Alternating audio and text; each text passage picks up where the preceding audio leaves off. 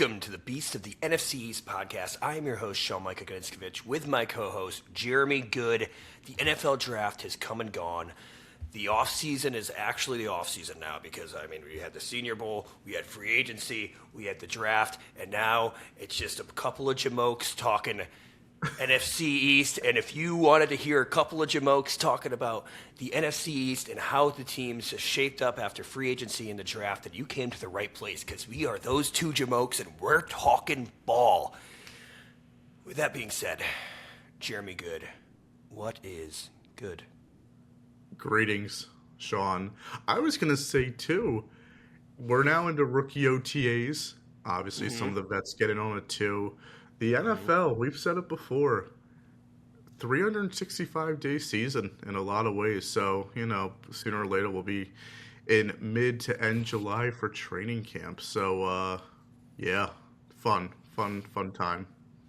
Yeah, and, you think the offseason's over, the draft's over. Like, where is it going to be? Where's the football content going to be? Jackson Dart just won Best Dressed at the Kentucky Derby.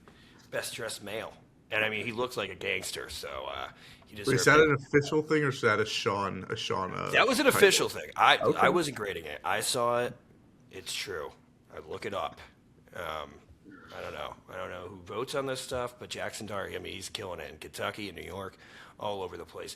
And the other big news, before we get into we're going to recap the drafts. We're going to talk about every team's draft, and then we're going to kind of talk about how it fits into the free agency and kind of give an outlook on where we think the team's going to be this year, or how maybe they built towards the future for each of these teams in the NFC East. But the Giants, I think, kind of completed all of their big moves of the offseason by finally signing DJ Reader, which is somebody who the Giants fans and the team probably thought that they needed before we traded Dexter Lawrence. Post Dexter Lawrence trade, obviously, we're trying to fill that room with 1,000 bodies. We also picked up Zach Pickens off waivers from the Chiefs. He was a former 2023 third-round pick from the Bears. Hasn't really played any football. Don't really know his story. But the big move is DJ Reader, who I've been Googling about 5 times a day for the past 2 weeks, just checking to see if he signed somewhere, and my heart would be broken. But he finally signed with the Giants, so now I don't have to know that he was born whatever, and he's going to be 32 in July, and I know everything about him. He's 6'2", 6'3", 330. Still great. He's actually he was the most double-teamed player aside from Dexter Lawrence. So, he's going to kind of fill in. He's not going to be Dexter Lawrence, let's be real. That's why he signed a $12.5 up to $15.5 million deal for 2 years. Dexter Lawrence is going on to be the highest paid defensive tackle, still younger in his prime. But DJ Reader's still got it, man. I was watching his cut-ups. I was watching his films from this past year, too, and I saw Lions fans like, oh, my God, they're so excited about DJ Reader. He sucks. It's like, we signed him for a reason. We're stoked about him for a reason. There's a reason why he's available this late into free agency. But pairing him, also, we just signed 34-year-old Shelby Harris, who is awesome in his early years. But Shelby Harris, he's still got some push, dude. I saw him with the Browns last year, and he's an awesome player, too. Veteran. Going to be good for the room. So that's the most recent news. Any other recent news? I don't know. A.J. Brown saying he might stick around. I saw he was talking to a youth football camp in Allentown, Pennsylvania, but I feel like he's still gone, especially looking at the way that Eagles drafted. But any other news in the NFC East before we start breaking down the off seasons? No, I don't think so. I think the AJ thing is just a matter of getting to June 1st as we're getting closer and closer each day now that we're in May, too. So, yeah. Well, the thing is with the DJ Reader thing, prior to the draft, Paul Schwartz, the New York Post reporter, he put out an article like the Giants have already signed DJ Reader. He's going to be there after the draft. And that, I think, gained leverage for DJ Reader's team. Like, oh, these guys are that desperate, these guys. So I wonder if putting out the A.J. Brown trade news early, was also just a leak from the Eagles building to try to get more people on it and maybe just increase his cost, Maybe. Maybe. We'll see. Maybe he's not guaranteed to the Patriots. Yeah, we're almost at the point, or maybe we are at the point where it's like it needs to happen, and then maybe we can connect the dots from weeks before, stuff like that. So I think we're at the point where, like, once the trade happens, maybe that'll answer some questions throughout the entire process and open things up and make things maybe a little more clear, have more ideas of what was going on. But yeah. Yeah, we'll see. We'll see. Any other big news, really? I feel like the Commanders have been awfully quiet kind of in this postseason and also through the draft, to be real. Yeah, And not the many Cowboys. Cowboys haven't really talked more about the George Pickens thing. I don't know where that really stands. I'm assuming he's at least going to be here for this season. Right. They didn't really address the draft in a way like they were planning on getting rid of him. So that being said, we're going to get into these off-season grades, and we're going to focus primarily on the NFL draft. Me and Jeremy did a couple of mock drafts, and I am proud to say, because nobody's going to be tooting our own horns except for us. Nobody's going around tooting our horns, but we will toot them, that we covered, I feel like, about 80% of the draft picks that were actually picked to the NFC East teams. And some of them we mocked to that pick in those later rounds, like the 6th round, we'll get into it, 7th round. Like, I'm pretty sure we mocked that. We had a lot of hits in this. And some of the players that we talked about drafting for the teams, too, or be drafted for the teams, ended up as priority free agents, too. So it's kind of nice that, we only did 2 mock drafts. And like I said, I think that we covered about 80% of the players drafted. Like, we had them mocked to one of these 4 teams. So horns have been tooted. And you can go back and watch those mock drafts if you think they were lying. And please do. All right. Well, we'll start with the worst team. The worst team from last year, because I think judging on this offseason, they might be the best team moving forward. And that is the New York Football Giants. The New York Football Giants at pick 5, to almost everybody's shock, they draft Arvell Reese, linebacker, edge rusher hybrid out of Ohio State at pick 5. When we were doing our mock drafts, Jeremy, we didn't really talk about Arvell Reese. I don't think anybody thought Arvell Reese was going to fall to 5. I think unanimously he was going pick 2 all year. He was the best defensive prospect on the board. Turns out the Jets wanted more of just a pure pass rusher who's, like, obviously David Bailey's been doing that for a while. Did it at Stanford, did it at Texas Tech, pure pass rusher. And they wanted just a pure one. And then the Cardinals are obviously just obsessed with Jeremiah Love because that's what they need. They need a running back, that awful team with an abundance of weapons. And then the Titans, quote-unquote, reach, according to Malik Neighbors, on Carnell Tate. I like Carnell Tate. I guess my end-of-the-season prediction of Carnell Tate being our pick at pick 5 was never going to happen because he was always going to go forward to the Titans. But I am in love with Arvell Reese. I think, like a lot of Giants fans, they saw how he wants to be an edge rusher, all this stuff. If you watch him on tape, and when I was watching Sonny Styles, and I was falling in love with Sonny Styles because I wanted that traditional linebacker pick, and even Caleb Downs. But you saw Arvell Reese running violently, attacking the ball. He was the one who showed up on tape more. There's a reason why he was that number 1 defensive prospect. And John Harbaugh and Joe Shane, they didn't mince words. They're going to put him at Will's side, weak side linebacker, next to Tremaine Edmonds. He's going to have a role rushing the passer. But I love this pick, man. And I'm not going to lie, I already downloaded him into Madden with some stuff. And, dude, he was a beast up the middle for me. But I think, listen, you can't have too many edge rushers. I think we're going to use NASCAR packages, and it sounds like we're keeping Kayvon Thibodeau too. Sounded like, I guess there was trade talks with the Saints prior to the draft, but that was never came to fruition, never sounded good enough. And even John Harbaugh and Joe Shane said, we don't trade good players. I don't know if that was a shot at Dax, whatever. But NASCAR package with Kayvon, Abdul, Brian Burns, and even if you don't put Arvell on the line of scrimmage, if you watch his tape where he just plays quarterback spy, like, he can just sit there and then still get a sack just, like, delayed, like, 3 seconds, like a 1 Mississippi, 2 Mississippi, 3 Mississippi. He's awesome at the QB spy. He's awesome if you just have him pin his ears back and just go in.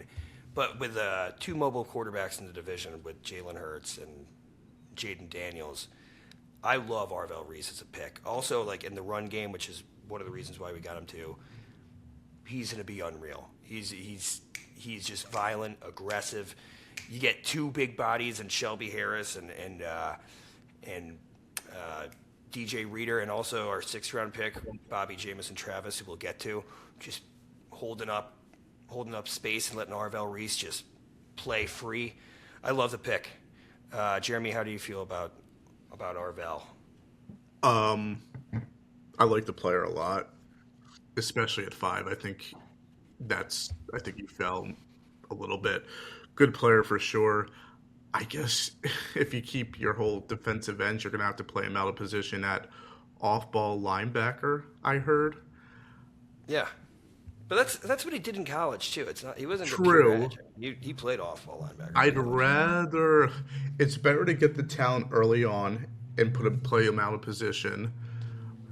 I'm foreshadowing a little bit. You're going to have to do the same thing with your 10th overall pick in Maui Goa. He's probably going to have to play guard. Oh, he's going to. We drafted him. Yeah, because of the Illuminor, yeah. Good players. It's a good pick. I'm surprised he fell at 5. I wish you could play him straight up as an edge or an end. No, I guess he can. And I think he ultimately will. I would personally trade. I would personally trade Thibodeau. Like, it's just a lot of players at that position. But again, the player itself, very good. So now, because I bet you there's a lot of people, and I myself, but the fact that we didn't get a 2nd or 3rd for Kayvon Thibodeau in this draft cycle, maybe that's because edge was so deep in this draft. I don't know. Thibodeau, we have him for the cheap. He's locked in. Maybe if there's a team who really needs an edge rusher and they're more desperate later on, whatever. Yeah. But Kayvon's going to sign, and we're going to probably get a 4th-round comp pick. I think that's been like the kind of thing. Like, would you rather trade him and just get like a 3rd-round pick? I was kind of in that boat, especially now with Arvell Reese too. But it sounds like we're keeping him and just aim. And maybe we get a 3rd-round comp pick. Maybe he goes off this year too, and he gets an even bigger contract. You don't know. But the way I see it, or the way they see it, the way I see it from them seeing it, is that they think he's more useful on the roster this season and maybe just getting a comp pick than getting a draft pick, and he's just gone. So, I don't know. I'm happy to have him. You can never have too many edge rushers, but I'm excited about Arvell Reese. A lot of theories are, obviously he wants to get paid. He said at the Combine he wants to be an edge rusher. But he spoke with John Harbaugh. He sounds excited to play inside linebacker for now. And I think maybe in 3 years, when Brian Burns' contract is up, that's when you throw him down on an edge, see what he can do for the 2 years we'll have him with the 5th-year option, and then go from there. Because I think ultimately he's got that Micah Parsons trajectory. He's got that Jalen Walker trajectory, who is great for the Falcons last year, who is more like I would say Arvell Reese than Abdul Carter, because Abdul Carter was obviously an off-ball to edge convert, but he did that in college. Jalen Walker kind of played like Arvell Reese last year in college. So, yeah, I'm excited. That's a long 3 years. It's going to take him to get 3 years to be on the end. And if I'm the Giants, I don't want to sign him to a 5th-year deal. Like, I'd rather get that contract done prior than get him on a 5th year. So we'll see. We'll see. But yeah, the talent, the player itself, I like a lot. I liked from the start. Between him and Sonny Styles, I don't know. I see both sides, but like the player itself, great player for sure. Yeah, no, and I think he obviously brings more upside than Sonny Styles, and I think even in the run game from day one, I think he could be a better fit and more productive than Sonny Styles. Mm-hmm. I think he has, whereas Sonny Styles was like addressing, stacking, shedding, meeting at the line of scrimmage, Arvell Reese is addressing, quick stack, shed, tackling you for 2 yards for a loss. I mean, he's violent, he's aggressive, and he's so fun to watch, and I'm super stoked to have him on the team. But I think that's enough Arvell. We got a lot of draft picks. So Francis Maui Noah, he was in our first mock draft. I picked him over Caleb Downs at pick 5. This was before we traded our pick, before we traded Dexter Lawrence. But this was the first one I had him over Caleb Downs for the Giants. I think he's the best offensive lineman in this draft. I was listening to former Giant John Feliciano talk with Jordan Renan about this. John Feliciano was mentoring Francis Mauigoa because they both went to Miami. And I mean, obviously he said, "I will die for you," which we've heard from Will Campbell before, but this one sounded a little bit more endearing. And he's a little bit bigger of a guy.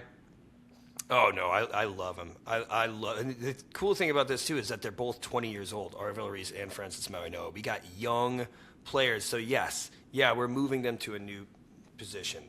But Francis Mauigoa is going to be, first off, just a mauler in the run game, which is something that we talked about. It's going to be awesome, that identity in the middle. And he's great in pass protection, too. And I think when you have Jermaine Illuminor, you kick him inside.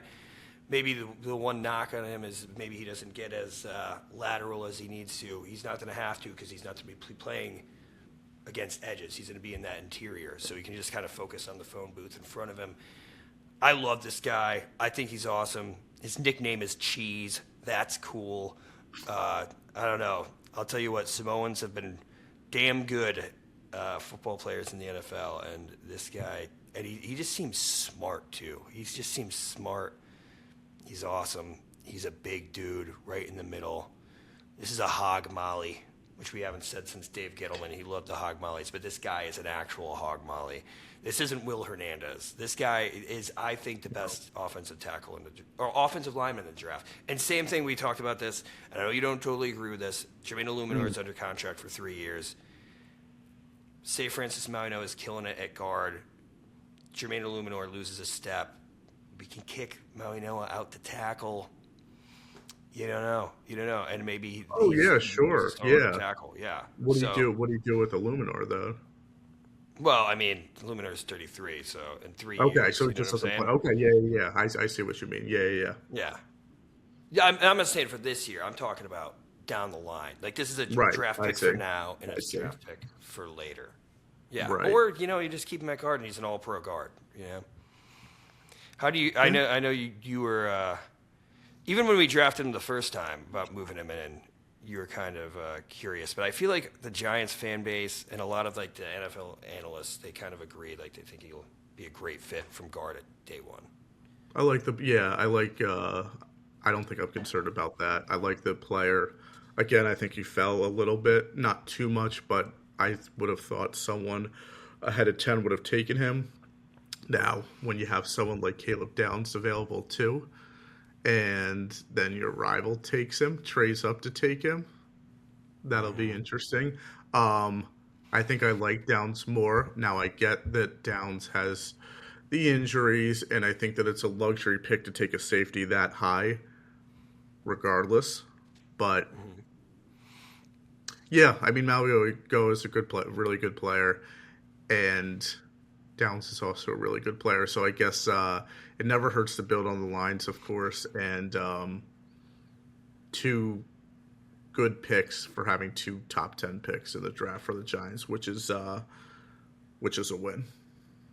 Yeah. I know there's some people who are like, this is Evan Neal and Kayvon Thibodeau all over again. I don't think so at all. This is definitely not that. Is it worse? Oh, this is much better, I think. This is much better. But it is ironic, getting the edge guy at 5 and then getting the second offensive lineman, which is what we did last time. We waited. But, I mean, Mauigoa was a guy the whole time, they said. He was my guy the whole time. I wanted him over Spencer Fanu. I know. I don't know if you saw, but, like, the Cowboys were trying to trade with the Browns again. And I think they were going to offer their earlier pick, whatever, in the first round for because they wanted to get Caleb Downs ahead of the Giants. They thought the Giants were going to get Caleb Downs. All this talk, but the Browns were steadfast at Spencer Fanu. Here, give me 1 second. I got a cat trying to knock down the door. Are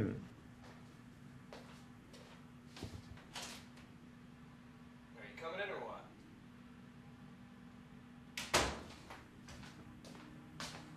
All right. Here we go. All right, let's get to the Giants' second-round pick. And going into day 2, you see Caden McDonald on the board. You need a defensive tackle. I think that's our guy. There's all these rumors the Giants are trying to trade up. They tried trading up into the back of the first round for someone. Apparently, it was never Cade McDonald. It was Colton Hood, the cornerback out of Tennessee, who, he was the third cornerback taken behind, obviously, Mansour Delane at 6 and Chris Johnson out of San Diego, who went in the first round to Miami. Cade McDonald was drafted one pick ahead of us, with the Texans trading ahead of us, so I guess they thought just like everybody else. And I love Cade McDonald. I thought he was great. The guy who I mocked twice in a row to us, Christian Miller, was still on the board. I forgot where he went ultimately, but looking at this pick, and especially how we filled out the defensive tackle room post this, I think that this was the better play. So I was thinking about this. The cornerbacks left in free agency to fill holes with our cornerback room, which we signed Greg Newsome, whatever, not really expecting much out of him. It was kind of a minimum deal for a former first-round pick. I like the vets that you could fill at DT to fill that position more. And then Colton Hood, I think, has huge upside. He was a first-round talent for a lot of people. Like, he was projected in the first round by a lot of people. I love him. I love his mentality. I love his hood up. That's his celebration. He was mentored by Patrick Peterson. His uncle was in the league, Roderick Hood. And he played first off at Colorado, so he learned under Deion Sanders. He didn't allow a touchdown. I guess he gave up one touchdown, but he was in an interview with Kay Adams, and he said he picked up his teammates' coverage because he was slacking. So it wasn't technically his guy that he let a touchdown up to. So technically let up 0 touchdowns last year. One thing that I was a little, because Denard Wilson is known for a zone-heavy scheme, and Colton Hood is like one of the best press man corners. Like, he is incredibly physical, unlike Deontay Banks, where he's incredibly physical and he's on you and he has that speed to make up, and he's hesitant and waiting to attack. He actually keeps his eye on the ball and attacks at the catch point. Unlike Deontay Banks, which we saw, he'd be tight, sticky, physical, and then doesn't look, and he's hugging this guy and still lets the guy get a catch. Colton Hood's not going to do that. He's going to be disruptive.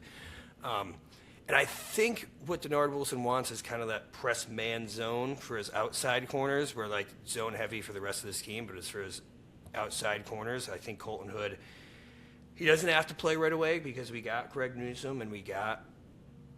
Well, I think Deontay Banks isn't going to make it. But I'm hoping Colton Hood wins this job because I liked what I saw of him on film.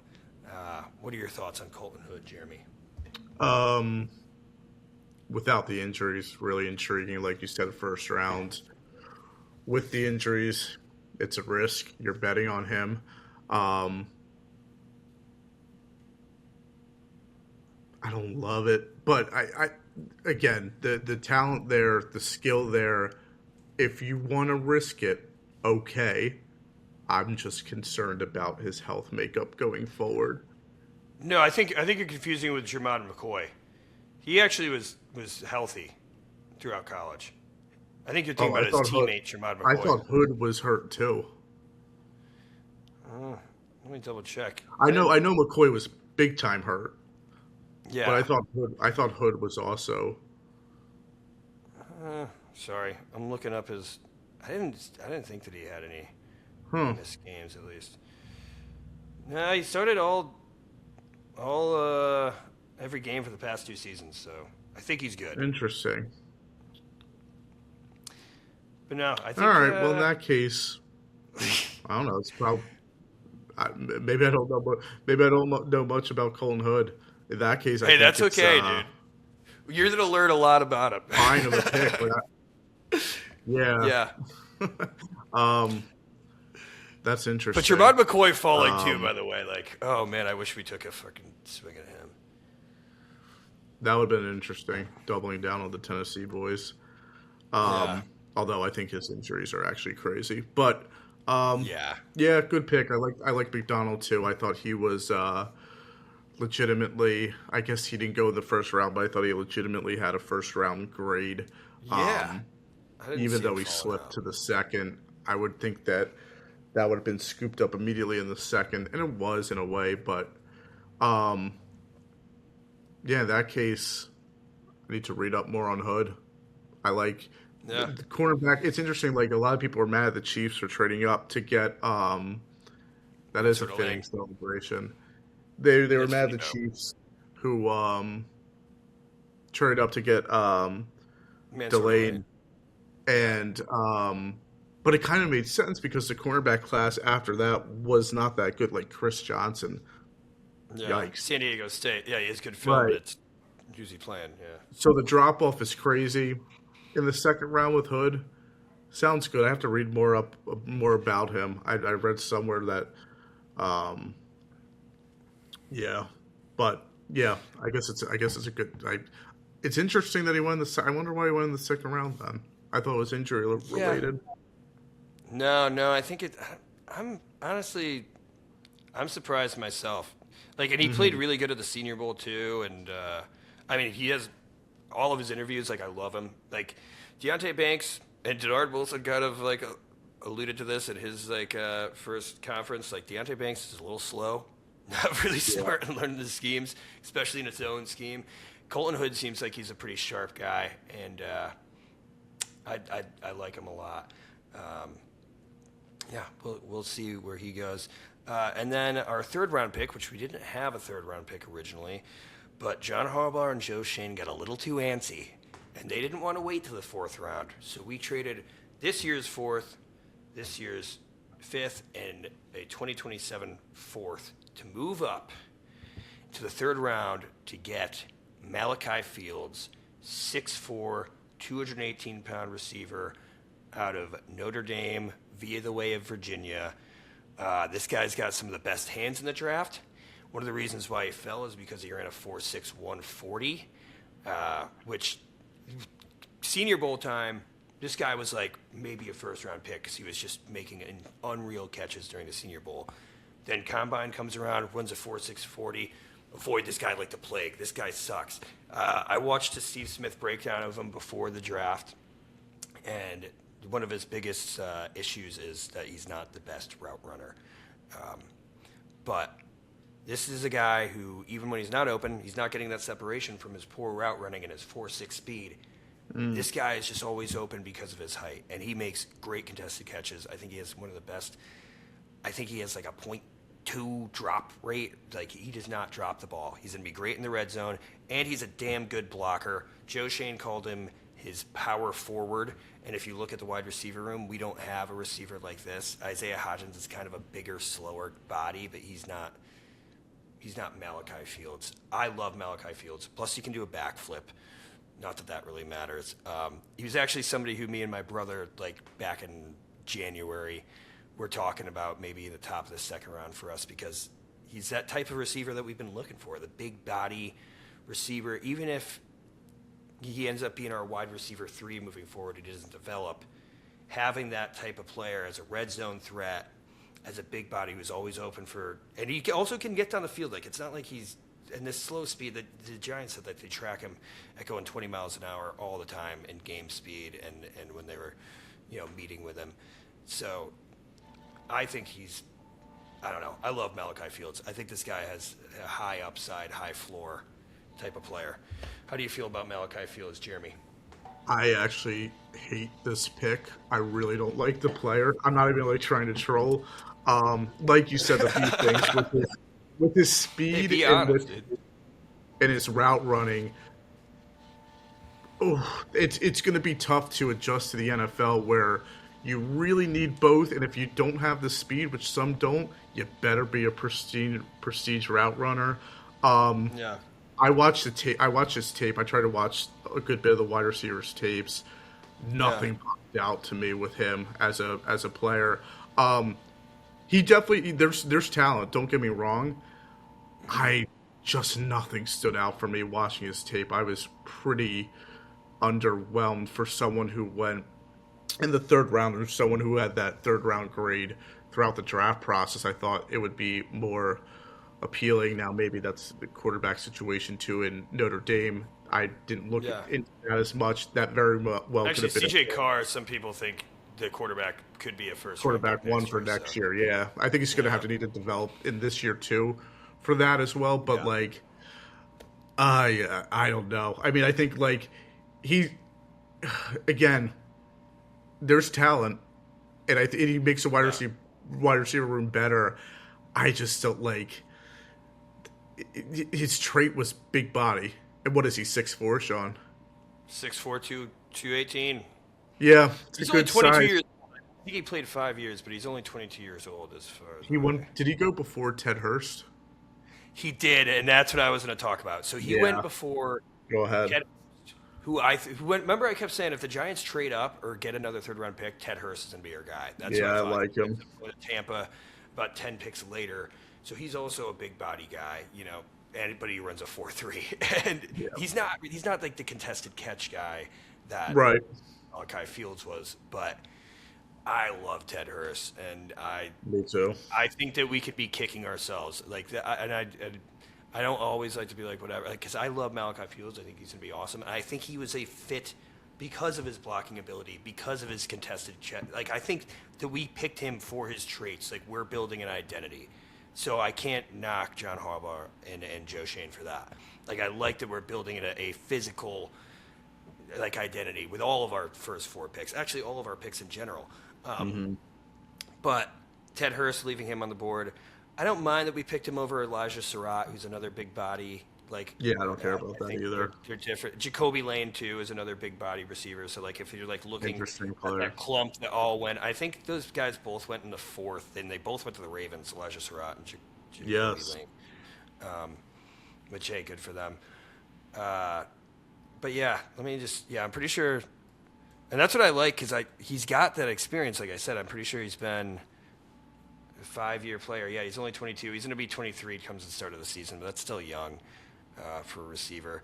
And he was a quarterback initially, so I think he started playing receiver in college. And Okay. he had back-to-back 800-yard seasons in Virginia. I think he had about 700 last year for Notre Dame. I don't know. I like him, man. It's funny because we had a UDFA out of Notre Dame that was that big body guy too, and kind of similar. Obviously, Malachi Fields was a better prospect than Bo Collins, who everybody wanted to get on the field because he kind of had those same traits. He's big, hands, contested catch guy, but Malachi Fields is just a much better version of that. And I'm excited. Like the Giants fans, like you've had AJ Brown for however long, but we've been dying to get a big physical receiver since Hakeem Nicks, Plaxico Burress, and Yeah. this is finally our guy. So Yeah, I like him, but I see where he's you're coming from. he's certainly big. He's certainly, I think he had around 17, 18 yards per reception last year at Notre Dame, if I'm not mistaken. That's awesome. It'll be interesting how it translates in the NFL. So, again, good. Like, I see the talent. I get why he was drafted. I get why he was in the third. I remember watching him pre-draft and saying, whichever team gets him, there's this good luck aspect too. But blocking's big too. Receivers that can block downfield, they that can win you games in a way. So yeah, that's a good That's a good trait that he has. No, I mean I like him. I like him a lot. I think he's gonna be fun. No, screw that. Yeah, no, I think, and like I said, they're building an identity.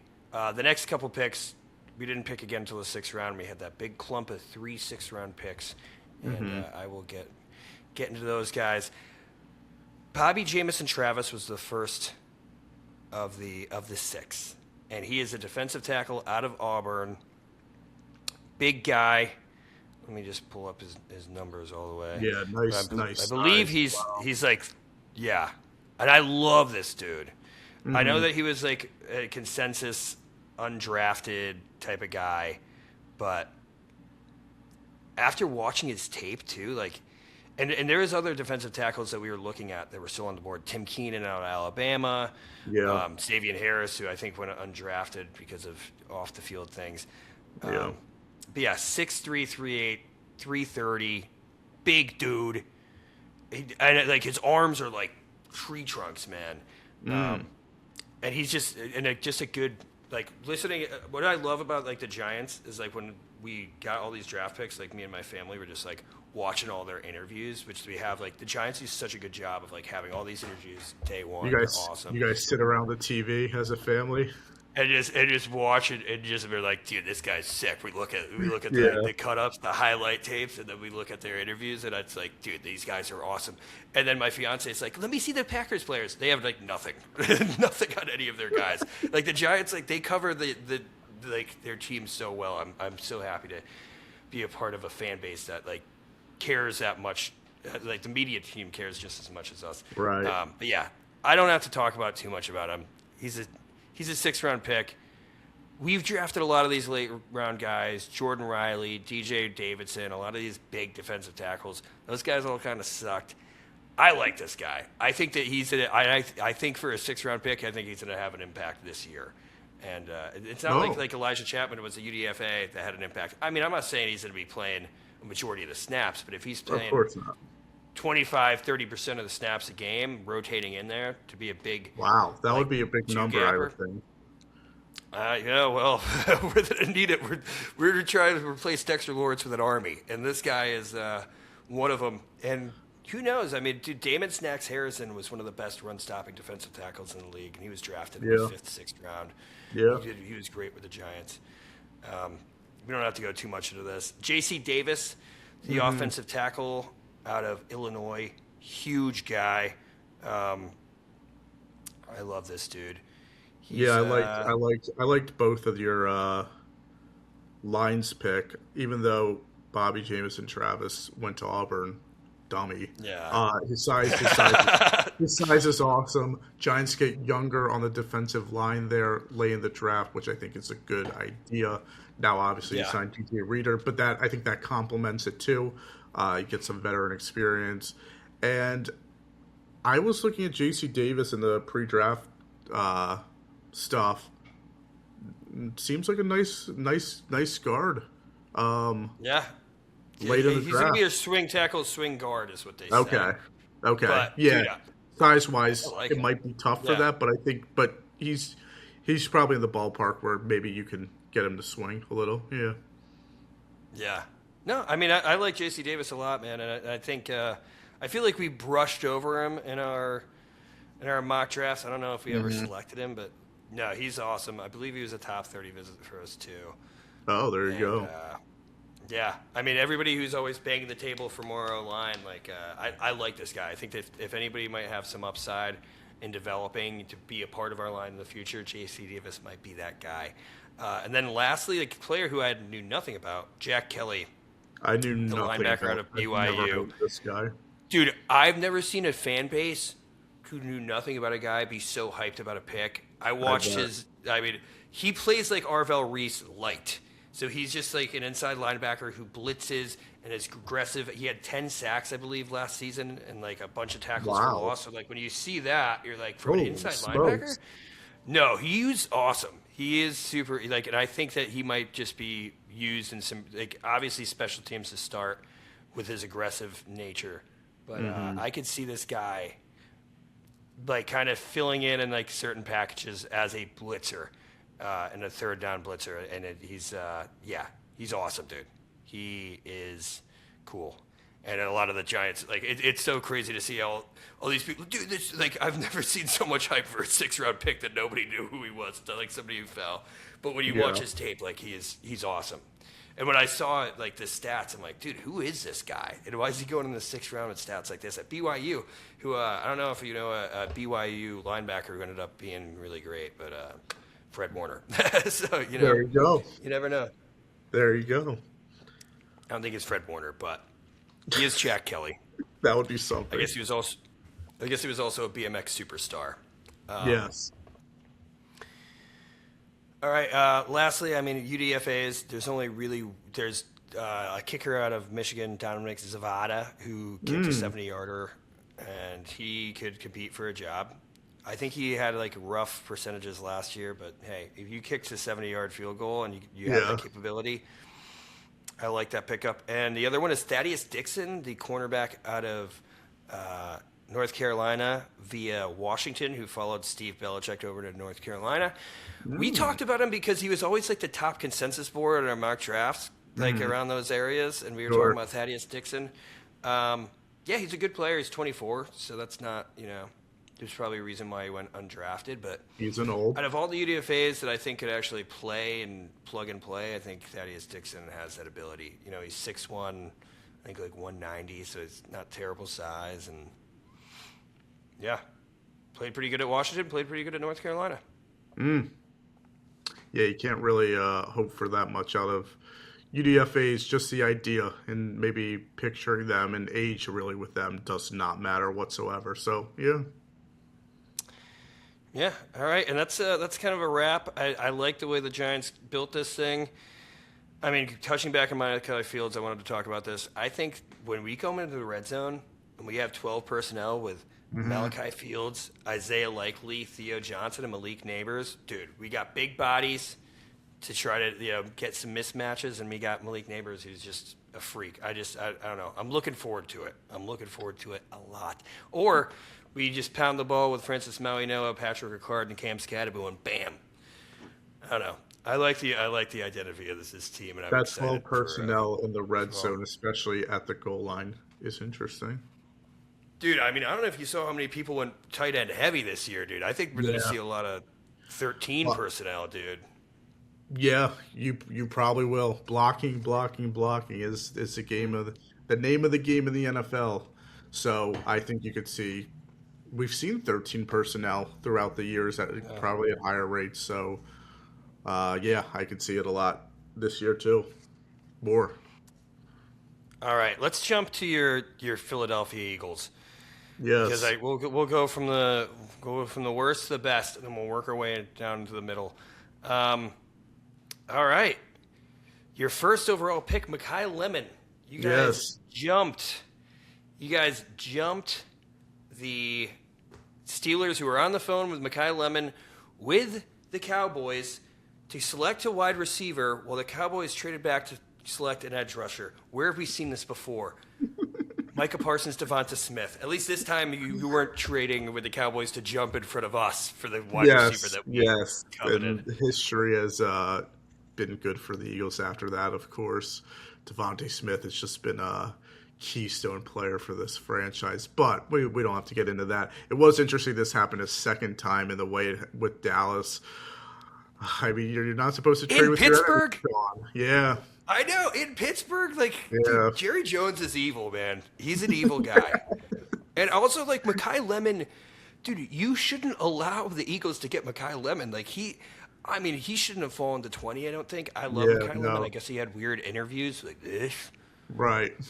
But he's your player. Talk about him. Tell me how you feel. I'll be honest. Initially, I didn't love it. Not because of the player itself. The value was awesome. He was consensus around the 13, 14 mark. Value-wise, fine. Wasn't upset about that then.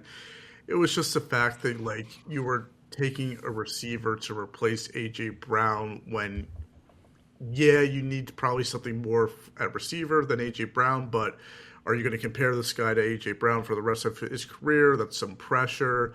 I didn't know if receiver was the biggest need at the time. After sleeping on it, I warmed to the idea. Very, very good player. His size is not awesome. I'll be honest with that, too. 5'11", 195-ish. 190. Yeah. Small. He does play bigger than his size. He's more physical. He is great in zone. Getting off the line of scrimmage in tight man coverage might be interesting early on, but I think he'll adjust, hopefully. Really good player to get at 20. You're forcing Jalen Hurts to throw in zone, which is good. That's what the new offense is supposed to do under Sean Mannion. So I like the pick a lot now. I've seen him in OTAs for rookies. He definitely moves differently in a good way. We do have small receivers now. Devonta Smith, 6 foot, 185 maybe. Lemon, 5'11". 195. So Yeah. you need height. Hmm.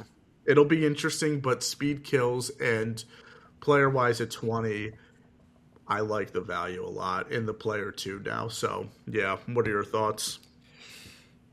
I mean, everybody comps him to Amon-Ra St. Brown. I don't think it's a Yeah, lazy comp. This guy's got great I do route running. too. Good hands. Like, I don't think it's, I think just because they're USC and similar builds, no, they are very similar in their play style. Right. And yeah, Devonta Smith is small, but Devonta Smith has always been able to play as a pure outside receiver You're and get down he the field. he also for his So, size, pound for pound, he yeah. also plays pretty tough. So you're right. I should have meant good point. I should have mentioned that too. Fair. Um, the Amon Ross St. Brown, like he was a fourth round pick. So like, Yeah. it's nothing against Lemon, but like, what makes Amon Ross St. Brown so special is how late of a pick he was and how he became a top five, more or less receiver. Receiver. If you're Yeah. getting that at I mean, I 20, think he's finished productions wise top five every season since his rookie right? year. Yeah, So, he's yeah. awesome.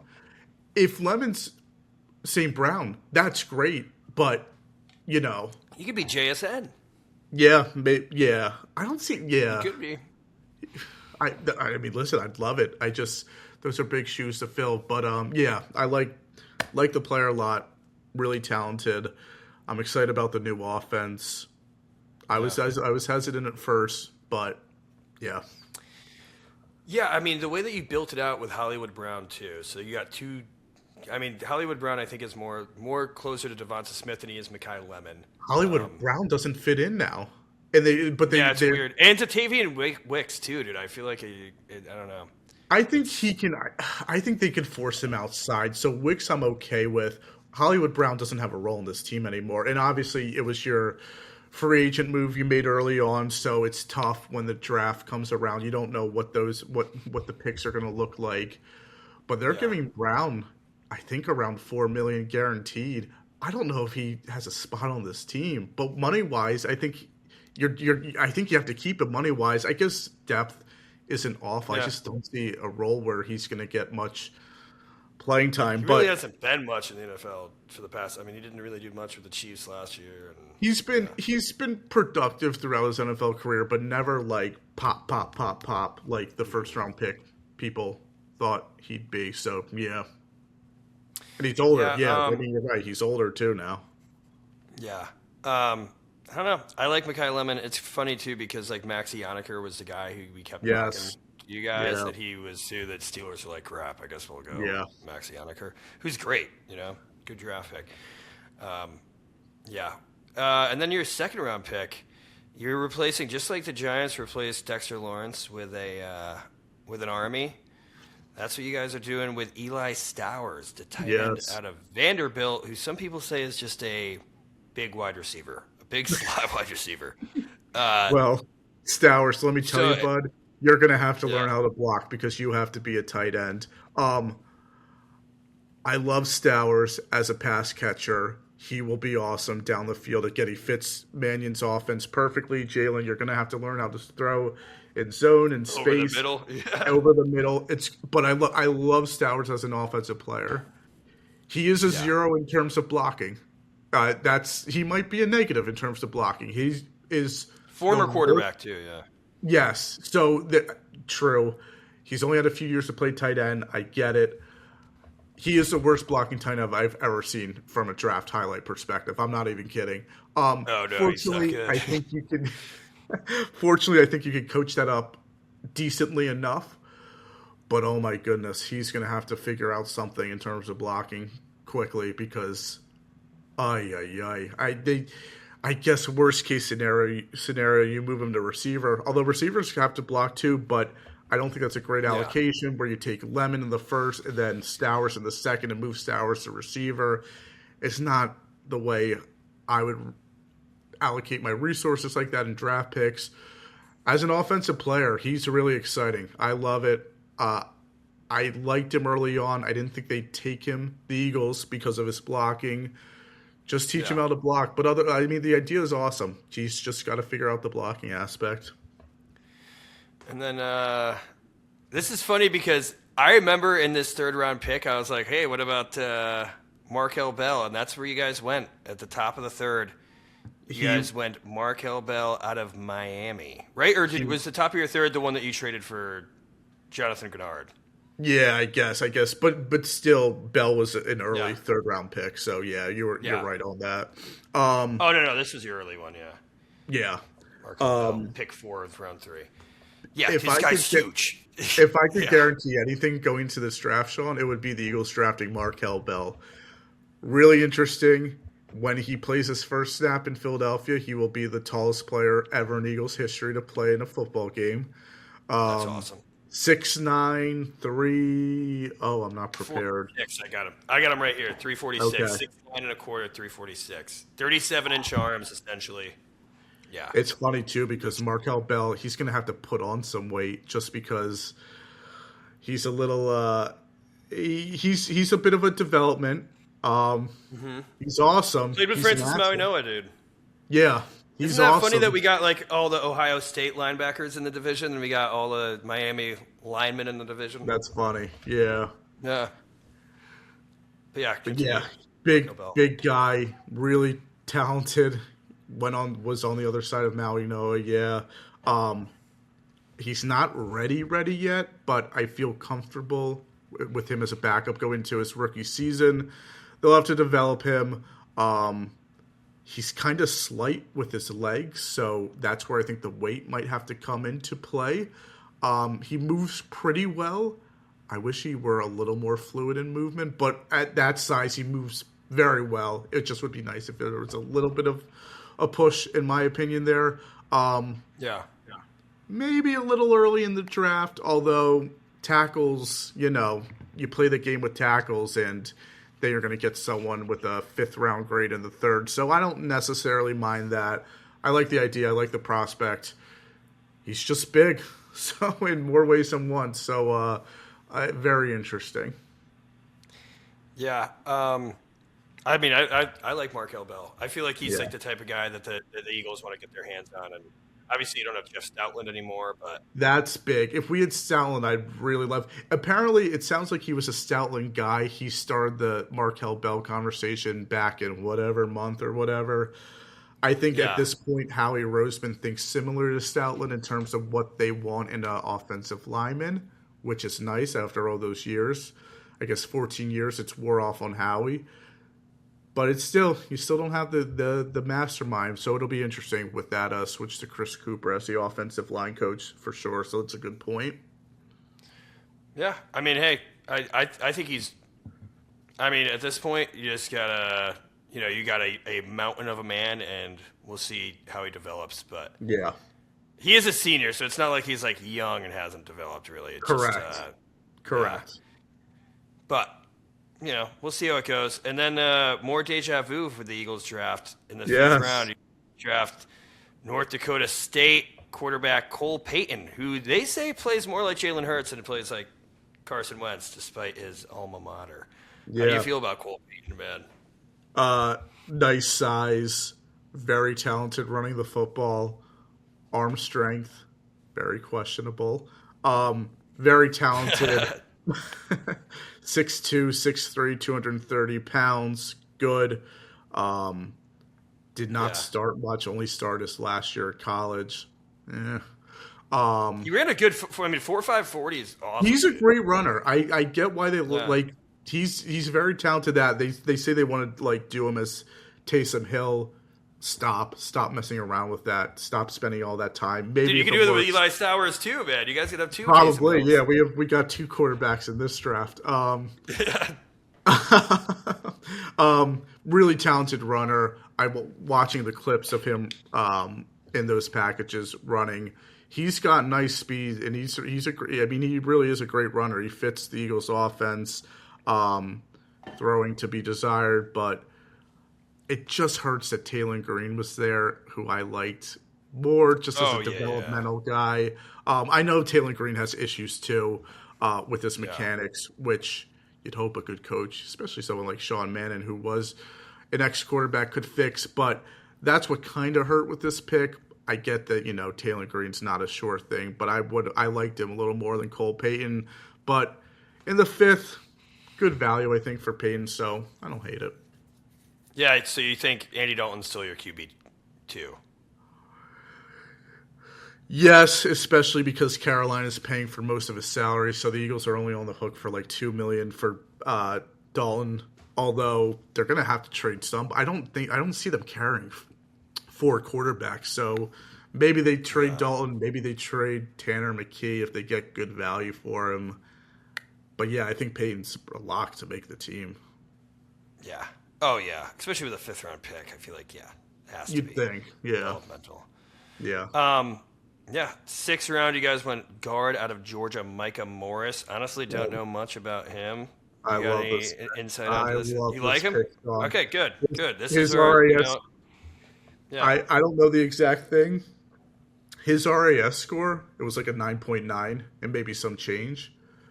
Yeah. It was the 6th most athletic score at the guard position since all the guards tested since the 70s, I think. Maybe I'm wrong. Don't quote me on that. Wow. But it's something of that nature.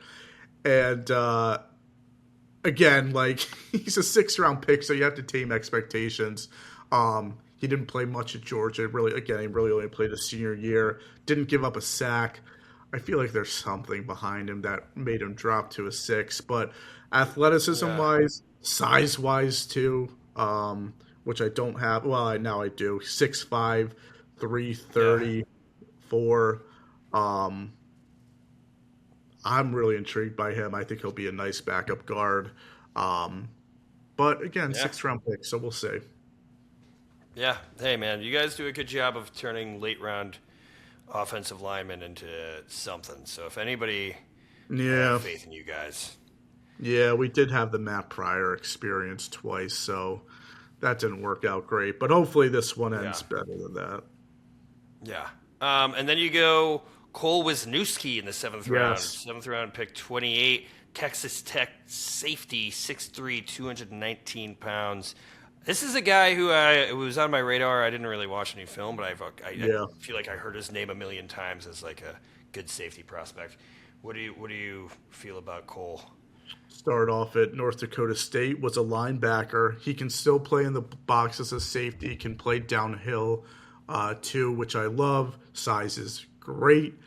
He can't cover for shit, so that'll be interesting. So he's a box safety. Yes, so it'll be interesting. The prospect's awesome. I think he's going to make the team. Size is great, and I think against the run, he will be awesome. I think in short coverage, you can work with that, develop him maybe out deep a little bit. But as a player, I think this is probably someone who's undrafted in a stronger class, but kind of resembles Reed Blankenship in a lot of ways too, and a lot cheaper than what Reed Blankenship went for. So I'm not saying he's going to be the next Reed Blankenship, but a lot of intrigue, especially as a 7th-round pick late in the draft, really late in the 7th round too. Good player, good talent to take there, I think. Oh, I think so too. We didn't talk about this, but yeah. So your other 3rd-round pick, your original 3rd-round pick, you guys traded, as well as a 3rd-round pick for next year, correct? Yes. And okay, cool. For Jonathan Grenard, the edge out of Minnesota, who was originally on the Texans. I mean, dude, Jonathan Grenard is awesome. Like that's like if you're telling me you spent a 3rd-round pick on Jonathan Grenard, I think that's a great pick. I was very pleased. Yes, I agree, Sean. I was pleased it didn't dip into the 2s, 2 3s, and not the same year. I think is fine. Pretty good. Grenard's a really good player. I wish he were a little younger, but if he were a little younger, he'd probably cost more. 4-year, $100 million extension. So they had their eyes on him. The deal was done before day 2. Actually, he was in Philadelphia at a Sixers game as the trade. No way. They had to get the medicals done and stuff like that. So he spoke to the media. He's spoken to the media a few times. He sounds awesome. Sounds like a winner. Selfless player. Yeah. Quite a difference with those two. That's great. Love that. Needed someone at the edge. Just wish you were a little younger, but it's okay. Nice Yeah. player. Yeah, but you guys got Joe Tryon Shawinka too. He's a little younger, Yes, I think. who I don't think But will yeah, make the team. Grenard, he had a down year.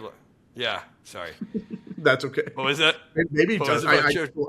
I don't think he's going to make the team, but like we'll see. We'll see what he does in camp.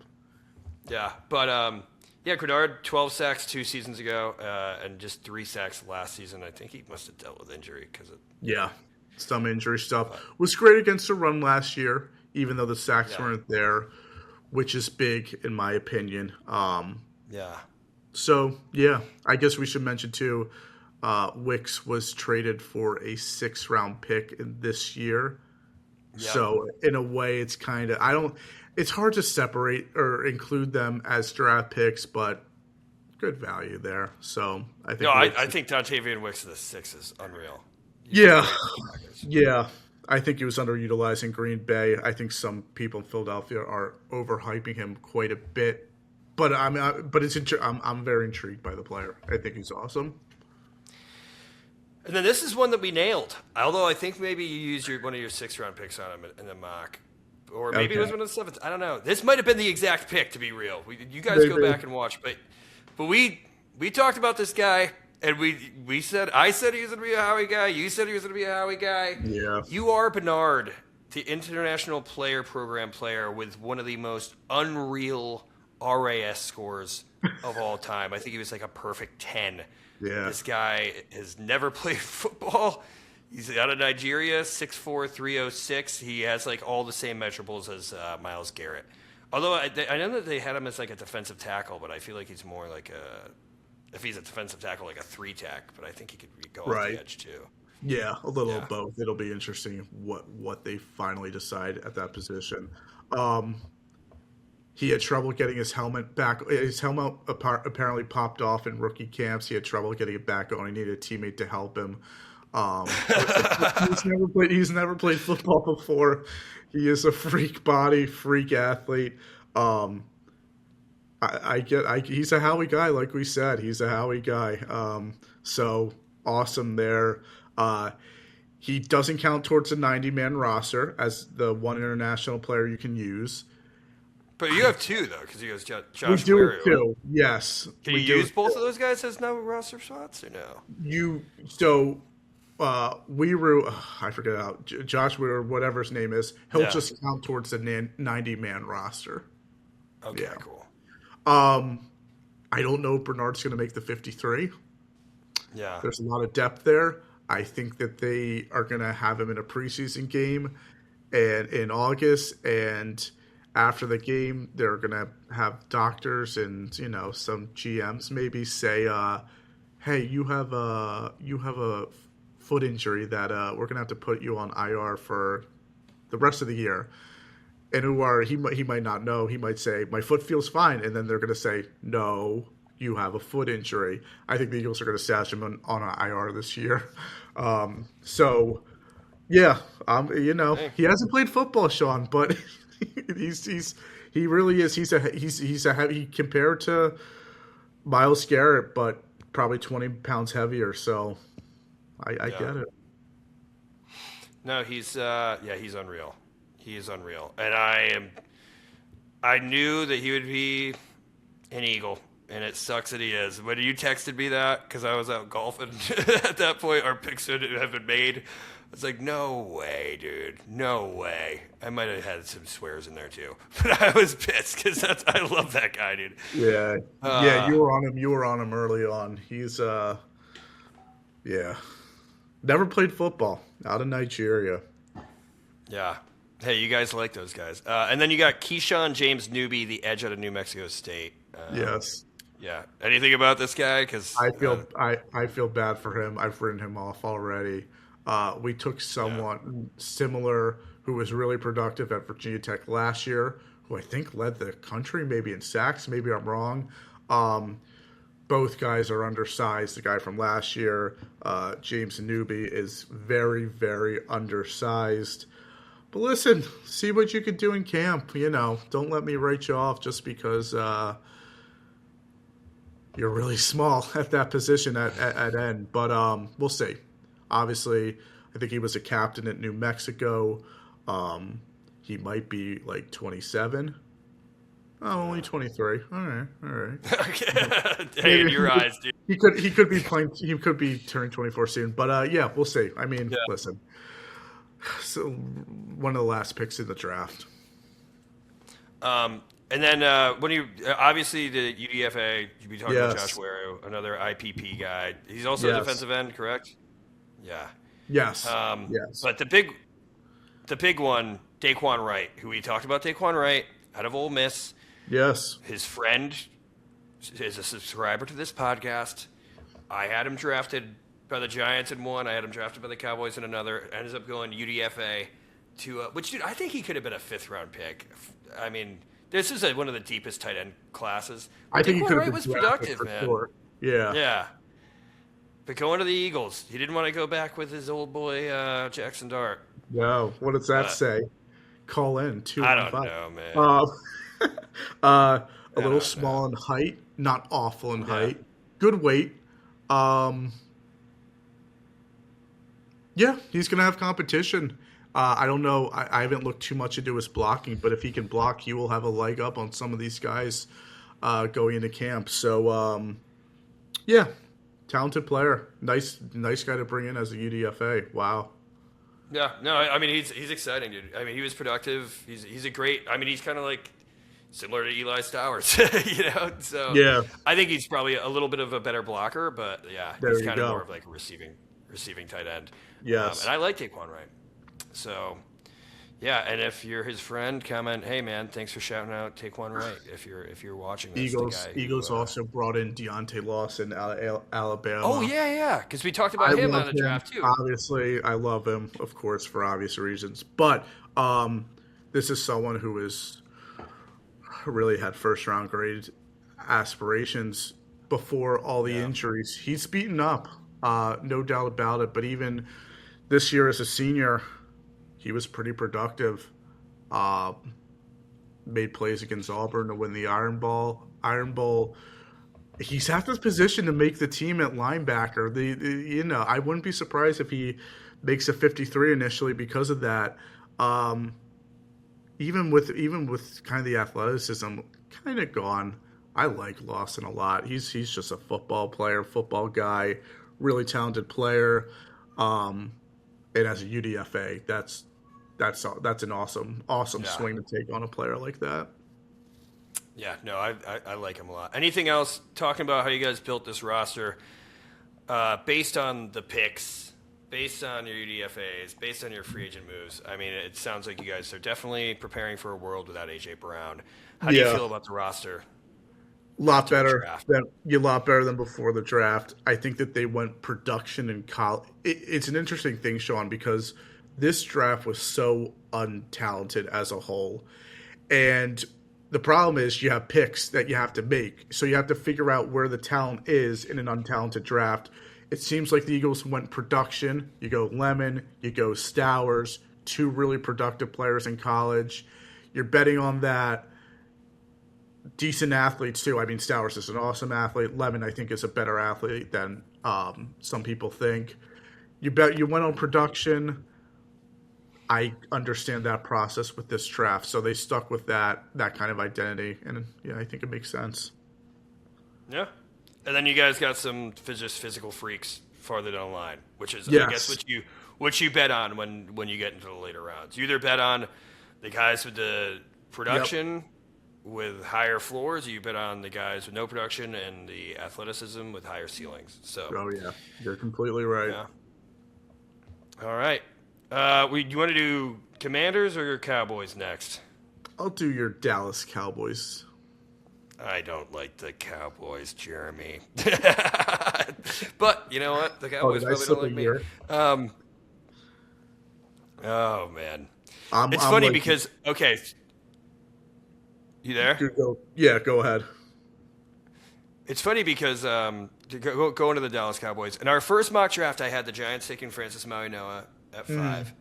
I had the Cowboys taking Caleb Downs, which we already discussed. The Cowboys were trying to trade up in front of the Giants with our second pick. I think they thought we were going Caleb Downs the whole time. Right. But no. And Parker what's it? Kevin Parker? Is that the defensive coordinator they poached from you guys? Yes. Christian Parker. Christian Parker, yes. Christian Parker has got, and he was the defensive pack coach for you guys too. So Yeah. I'm sure he is probably eager to get Caleb Downs in here. I mean, some people, I talked about Orville Reese is the best defensive player in the class. Caleb Downs is right there. It might be, or maybe one of the best players in the class, regardless without of the position. injuries. I think Downs is the best defensive player in the draft. I mean, he's definitely the smartest. Yeah. He's like, I mean, everybody said that. Matt Patricia said he's the smartest player he's ever coached. Matt Patricia was a genius out of Rensselaer and was a genius in the NFL for years as a defensive coordinator. Yeah, I mean, Caleb Downs and Malik Neighbors really wanted him too. Malik Neighbors is talking about how he knew every route he was running as a freshman at Alabama. Like he was a starter for Nick Saban as a freshman day one in Alabama. I mean, Caleb Downs is that guy, and sad to see him go to the Cowboys. The Cowboys couldn't even wait. They had to trade up with the Dolphins. They wanted him so bad. So, yeah. How do you feel about this? I love Caleb Downs. Nick Saban loves Caleb Downs. He's a great player. It's a good pick. I'll give Dallas credit. I would be a little concerned about the injuries. I'm just going to slip that in there. At safety to trade up to, I just don't think the safety position is that important where you, unless they're special, which Downs could be. I'll give good pick. Yeah. Good pick. Giants fans are still pissed about it, dude. Giants fans are so pissed. I think they're so pissed. Honestly, over Maui Goa. no. But again, Maui Goa is like he could be solid for a decade, like really solid. So Yeah. Trust me, Downs is exciting. Downs is fun. Yeah. I don't love the Giants. I mean, this is about the Cowboys. I don't love the Giants secondary. Don't get me wrong. Yeah. But or not second. Well, secondary too. But the safety room, Javon Holland isn't who he was, and Right. Tyler Newman hasn't done anything for where he was drafted. But Yeah. I mean, looking at this, I mean, the Cowboys did sign Jalen Thompson to a 3-year, $36 million, like $12 million a year. That's not cheap. And Jalen Thompson is a good safety that's a significant to contract. pair with Right. him. Yeah. And by the way, Jalen Thompson was the last supplemental draft pick. Oh, interesting. Okay. Yeah, just supplemental. With the whole Sorsby thing happening, and he might be a supplemental draft pick. I was thinking about Right. Sam Beal was the last one who was a cornerback that the Giants got in the supplemental draft. I think with a 3rd or 4th round pick, and he ended up doing nothing for us ever. But no, Jalen Thompson, now the Cowboys safety, who via the way of the Cardinals. But dude, yeah, Caleb Downs is awesome. Like, let's be real. Maybe he has a degenerative knee. I think they shut that down. I don't know if it's really there. I mean, the one knock on Caleb Downs, because I watched a lot of Caleb Downs trying to get myself hyped for him, because I thought he was definitely going to be a Giant. That was like what everybody was saying. Sometimes he's so good at like reading the run and assessing the run, and he'll make contact with the guy at the line of scrimmage, but sometimes he just doesn't wrap up with his arms. Like he just like thinks he can just get it just with his body. That's like the one thing. I think he'll clean that up. Like, he's a smart player. So if that's the one knock, yeah. Well, another knock. I notice that a lot. Sometimes It's not directly related to Downs, but if your defense sucks, if everyone sucks in front of you, his use is just not. There's not much he could do to help the team when everything in front is just poor. So, and that's with the safety position as a whole. Just not it's probably the least important position on the field. But with a talent like Downs, he's an exception at 11. So, yeah. Yeah. I mean, I like him. Moving on to the second pick. This is when they traded back with the Eagles. Yes. As we aforementioned, where, Mekhi Lemon, and then this is their edge rusher. This is their this version of Micah Parsons, who I don't think is going to be Micah Parsons, but Malachi Lawrence out of UCF. We had him drafted by the Eagles in the 2nd round in our mock draft, and we both said there's no way he's going to actually fall there. I think at that point, he was almost a lock for the first round. He slowly moved his way up. 6'4", 250, speed guy. I mean, 4'5", 40. I mean, this guy is a speed rusher coming to the Dallas Cowboys to pair with Donovan Ezeraku, your second-round pick from last year, who I feel like is kind of similar, and Rashawn Gary, who is not very similar, but who you guys traded for. By you guys, I mean the Dallas Cowboys. How do you feel about Malachi Lawrence? Because, I mean, you took him in the mock draft for the Eagles, so obviously you liked him there. I really like Malachi Lawrence. I get that he won in the first round. At 23, feels just a tad high, but maybe you can't really say that. I don't think you could say that, because if you think he's going to be the edge rusher that who cares if you take him in the second or the first, you know? Right, exactly. So I really like the player. Dallas needed defense. I think Christian Parker said when he got there, he said all these picks have to go to defense. This team stunk last year on defense. So I really like Downs. I really like Lawrence, too. I really like their next pick, too, even though they doubled down at the same position. But, But, yeah, Lawrence, really awesome player. All right, well, I guess we can transition there to Jayshon Barham out of Michigan, who, one of those off-ball to edge rusher hybrid players, man. Right. It sounds like, I mean, he's kind of similar. I mean, 6'3", 240, kind of similar body type. Didn't run as fast of a 40, but yeah, tell me what you like about Jayshon Barham. A little light, but height-wise good. He has short quickness, which will be fun. I really like Barham. He was someone who I don't think I ever mocked to the Eagles, but I always thought that he'd be in play for the Eagles. He's just, he can get to the quarterback. I don't know if I assume he can play the run pretty well. At the end of the third round, pretty good value. This is someone who excelled at Michigan and, speed. It just feels like speed kills, and they really needed to up that position group as a whole. They did. They have another option, too, to go along with Lawrence, so I like it.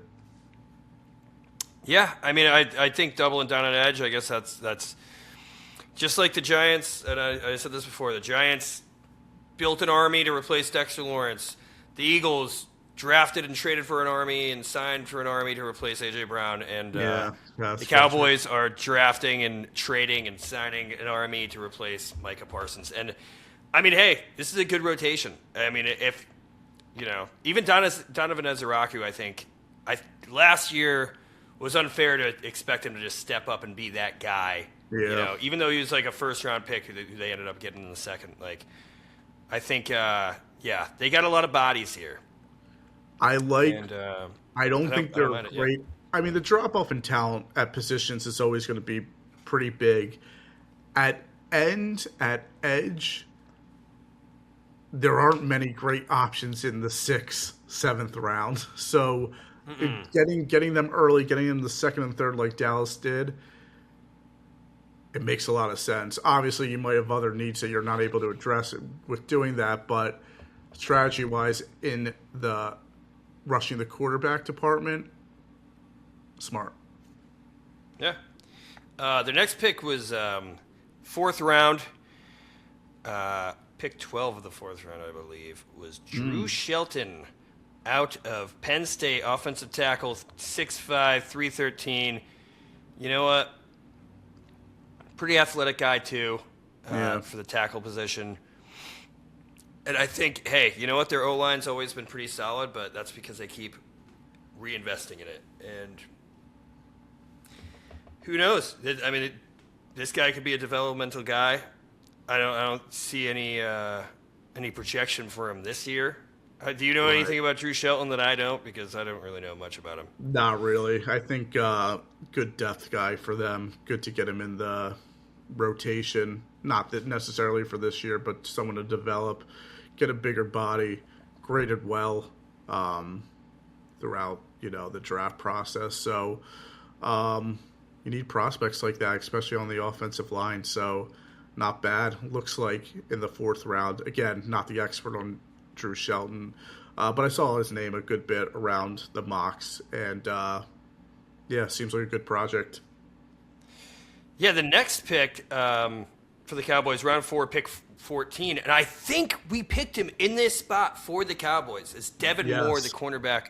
Did we? I mean, I know I picked him for the Cowboys in one of these, but yeah, Devin Moore, the cornerback out of Florida. It feels like we did something like that.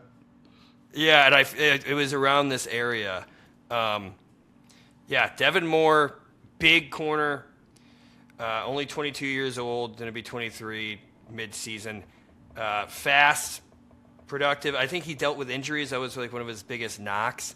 But yeah, 4'5", 40, big physical cornerback. I mean, I think that he could easily contribute. But hey, they drafted another injured cornerback. That's why he fell, because he's big, he's productive. I mean, he's going to be an outside corner who can match up with some of those bigger bodies, maybe Malachi Fields, who knows. But with drafting an injured Siobhan Revel, who everybody loved last year and didn't really pan out, and Deron Bland, who was coming off injury and kind of wasn't great. I like Devin Moore. I like the pick, but man, they just they finally got rid of Trayvon Diggs, but like, dude, they are just investing in injured corners. I mean, like, it's just, I love the pick. And if you look at it and you turn off the injury settings on Madden, he's awesome. But yeah, that's my one concern. Injuries are a tough position at cornerback because so much of it is speed, and if you lose a little bit of speed, it could be the switch that just is detrimental to someone's career at that position. Nice speed, really nice size. Again, like you said, Sean, value high, drop because of injuries. I like the idea of the pick here, which they used with those Eagles 4th rounds they got from the trade. Yeah. So hey, we'll see. Yeah, we'll see how that goes. Who is the other guy that they got when they traded? I think it was Chauncey Golston. I think it was Chauncey Golston, who's now on the Giants. Back in the Devonta Smith. Interesting. Interesting. Yeah. Who a lot of people aren't talking about because he got injured. The Giants signed him the previous free agency as like a 3-tech defensive tackle. But if he's healthy this year, I don't know. We liked the signing originally before he got injured. But going back to the Cowboys, I guess that was kind of Cowboy talk. The other 4th round pick 37, your guy LT Overton, the edge out of Alabama, who I believe they're talking about just kicking inside as like 3-tech. Talking about Chauncey Golston, kind of like Chauncey Golston. I mean, Chauncey Golston was a little shorter, but like, heavier edge 3-tech type player. So yeah, he did not get to the quarterback in college. I think either he is 3 technique, or I think maybe you convert him to defensive tackle and get him to bulk up a little bit. Really good against a run, really productive player, really solidified the defensive line at Alabama. Was massive when he was off the field because of injuries. Played dip for Alabama, so it was good to when he was back. The defense was more formidable. Talented player for this late in the draft, in my opinion. This was another original pick of the Eagles that they traded to get Mekhi Lemon. Talent is there. Yeah, they have to figure out how he'll serve the team best, because I don't see him as an edge in the NFL with his production in college and his size too. But yeah, they'll have to figure that out. Yeah. I don't know. I mean, I think I like the process of it, you know? Yeah. I think he's a good prospect, good school. Definitely. Definitely. And, And I think if you do kick him, I think he gained, he put on weight to move inside, because I think teams viewed him more as an interior player as opposed to edge too. Yes. So, I mean, I like it. I'm in the 4th round.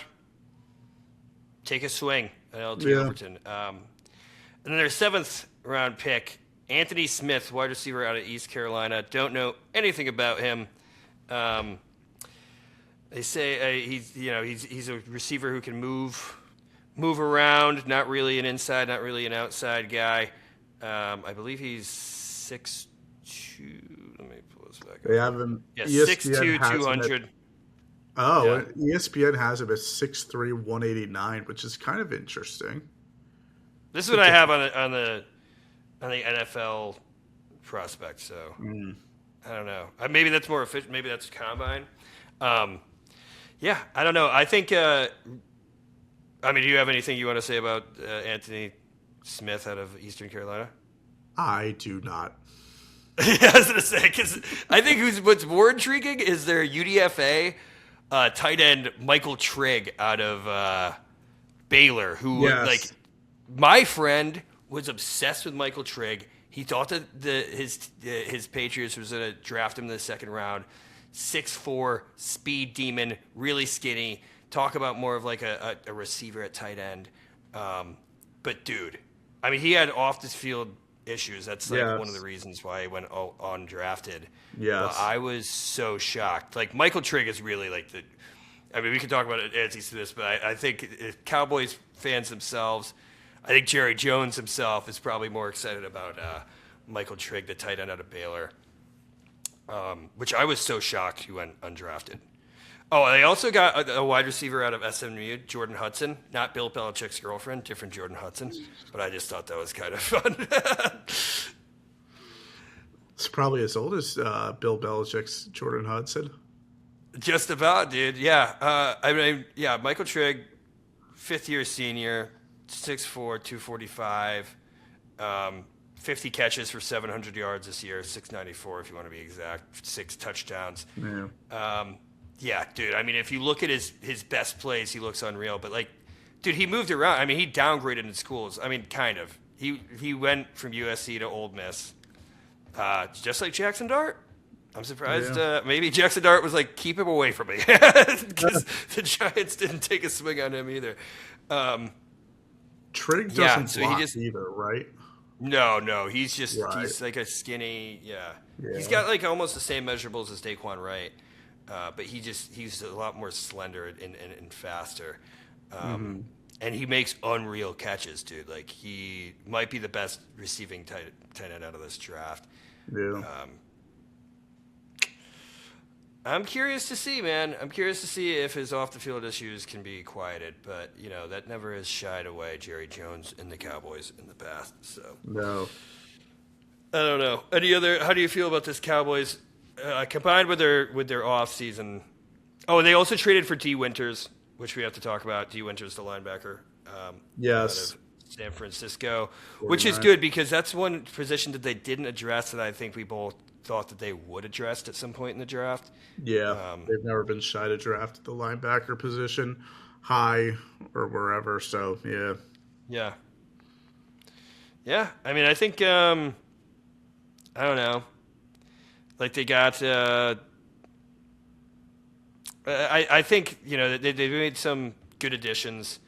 Jalen Thompson doubled down on the safeties there. I think that's awesome. They did sign Kobe Durant to pair, a more healthy cornerback with a lot of their risky, high-end but injured cornerbacks. So, I don't know. It's the Cowboys are either going to put it all together and their defense is going to figure it out and their offense is going to stay dominant, or they're screwed. But yeah, they didn't draft a running back either. So Javonte Williams, obviously, they gave that extension to this year. And Javonte Williams was great for him last year, but we'll maybe see. they're waiting until next year. We'll see if something changes in the summer too. Yeah, maybe they trade for Jonathan Brooks finally, because he's going to be healthy. Would be fitting. That's who they wanted from the start. Yeah, that was our first mock draft season, and we drafted him to the Cowboys. I think every single time. Yeah. In that second round. Yeah. Anything else about the Cowboys before we finish up here with the very slim Washington Commanders draft? Nah, let's go. Let's go to your Commanders. They're not my Commanders either, okay? I'm trying to show them some love here. Sure. All right, so it sounded like they wanted Mansour-Delane based on what Mansour-Delane said after he was drafted. He said, "Sorry, Dan Quinn. Sorry, Commanders. Should have traded up. You waited." So it sounded like the Commanders really wanted him. Yeah. Which, hey, dude, because they still need cornerback, and that's something that they did not address in this draft. But let's talk about what they did address, because I think Commanders fans should be excited. This is who I wanted the Giants to get at 5. I'm happier now, in hindsight, with somebody who I didn't think would be there at 5, and Arvell Reese. But yeah, the Commanders. It's kind of crazy that like the 3 big Ohio State defensemen all went to the NFC East. Arvell Reese to the Giants, Sonny Styles to the Commanders, and Caleb Downs to the Cowboys, obviously. But yeah, Sonny Styles falls to them. This is going to be Dan Quinn's younger Bobby Wagner. People say Sonny Styles has that Fred Warner ability. He obviously was one of the biggest athletic freaks ever in the combine. Him and Arvell Reese, I think Sonny did a 4.46 40-yard dash. I think Arvell had like a 4.47, 4.48, so he was like right there. 6'5", 244, converted safety. Yeah, Sonny Styles is awesome. I mean, Sonny Styles is an unreal player, and the Commanders got a good one. They got a good one. One of the things that I was assessing is that like maybe his biggest knock is in coverage, but he has the athleticism to like make up for it. If he reads something wrong in zone, like he can meet you right there as soon as the ball gets to you, and at least make a tackle at the very least. Yeah. What do you think about Sonny Styles? Good player, maybe the most intriguing player in the draft in a lot of ways. Fred Warner comps.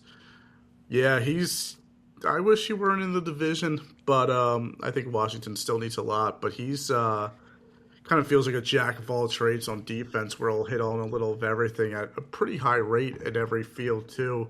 The coverage stuff at 6'5", 250-ish. I mean, Yeah. whatever he gives you is probably a plus, and I think that he can stay strong in coverage too, even at that size. Yeah. He's dynamic on defense, and like I said, in a lot of ways, so he'll be interesting. Probably, they got the best defensive player out of Ohio State in the draft, so. Trying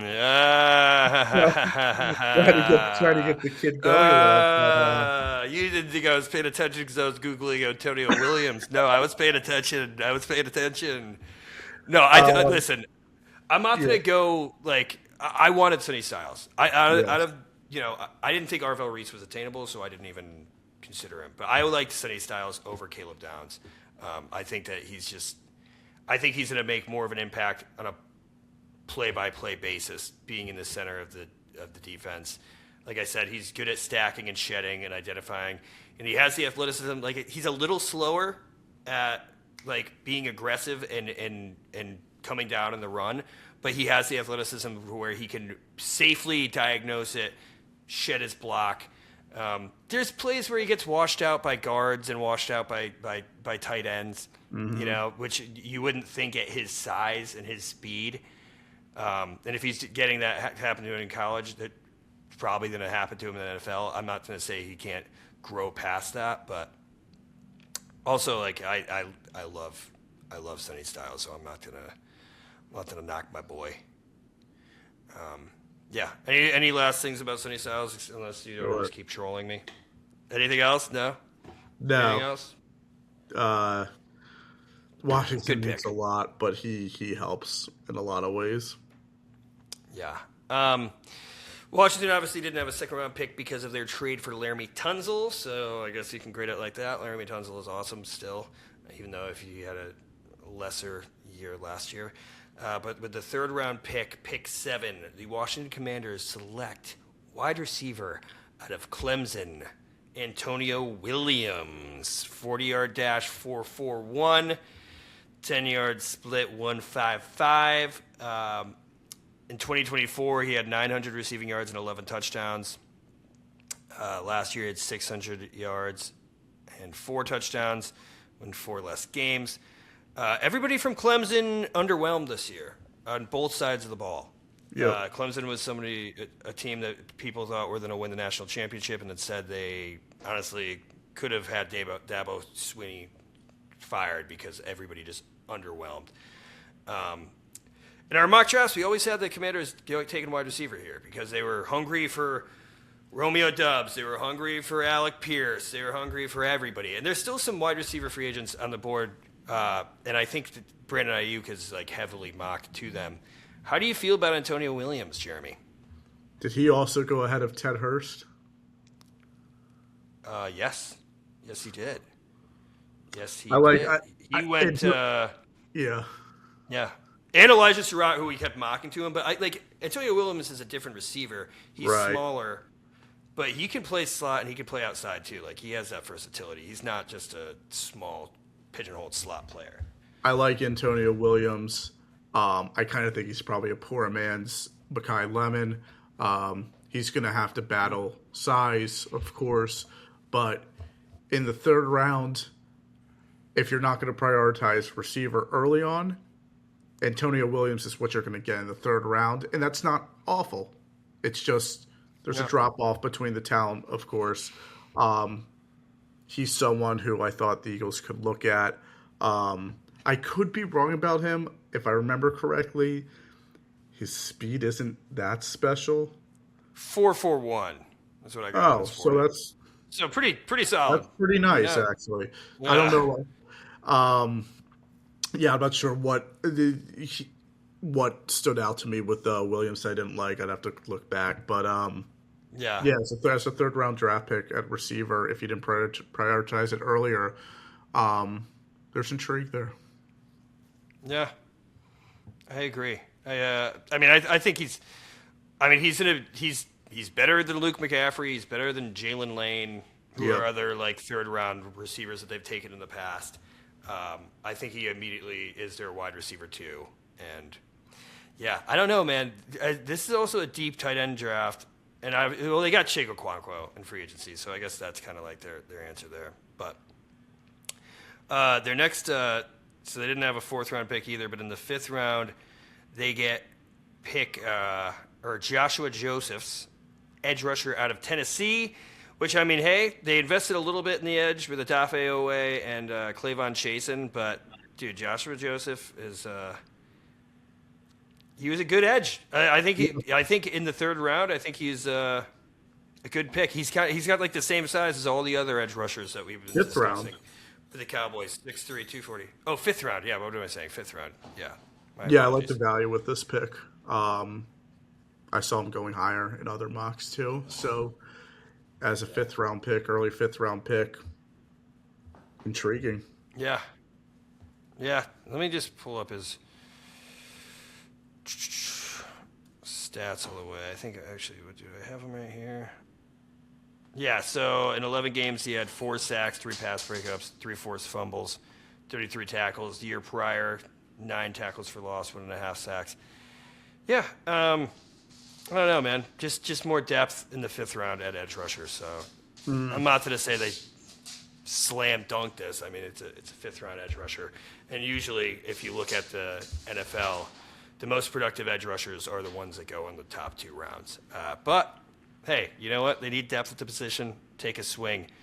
Talking about depth at the position that they need, in the 6th round, the pick right after the Giants picked Bobby Jamison Travis, the Washington Commanders select, I think his nickname is Fat Man, Katron Allen, running back out of Penn State. The better of the two. In terms of production, doesn't have the athleticism of Nick Singleton, but I think he has the strength and the size. And how do you feel about Katron Allen? I like Katron Allen. Productive in college, doesn't have as many touches, which is good for the Commanders because he's split with Nick Singleton. I do feel bad for both of them because maybe it was such a weak running back class.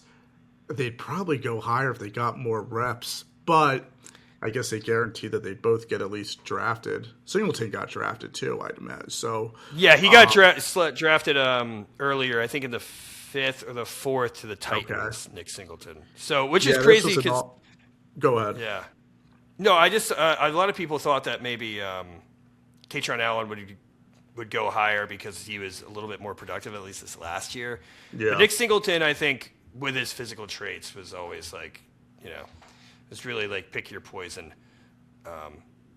But dude, it's crazy because last year when the Giants were in the market for a running back, both these guys were like second, third round picks. I think they stayed one more year and they lost so much, man. And it's just in a lost season where Drew Aller gets hurt, man. Just yeah.